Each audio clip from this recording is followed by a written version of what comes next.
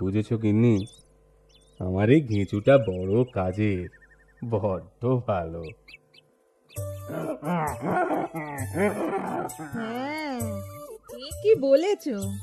তা তো আমি অস্বীকার যাইনে, আমিও ওকে কম ভালোবাসিনি। তবে তবে আবার কি? আরো কিছু বলবে নাকি? হ্যাঁ গো, তুমি তো ওকে নিয়ে বেরিয়ে যাবে, তারপর মনিবদের বাড়ি বাড়ি জামা কাপড় পৌঁছে আবার ময়লা জামা কাপড় নিয়ে সেই রাত করে ফিরবে। হ্যাঁ, তা তো ফিরবই। রাত করে কি আর সাত করে গো? সব কাজ সারতে রাত হলে আমি কি করব বলো তো? তুমি তুমি মিছেই আমায় দোষারোপ করছো।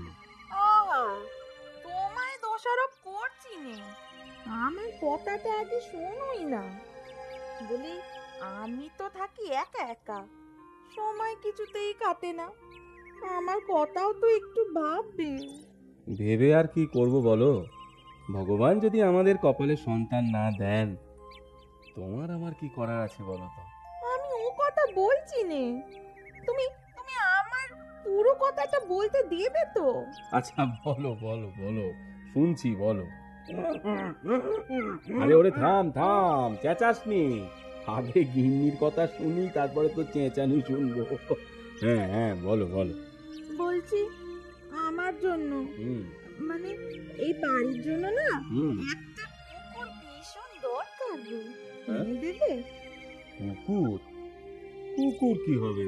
কেন, আমায় পাহারা দেবে, রেতে এই বাড়ি ঘর সব পাহারা দেবে, ওকে নিয়ে আমার সময় বেশ কেটে যাবে।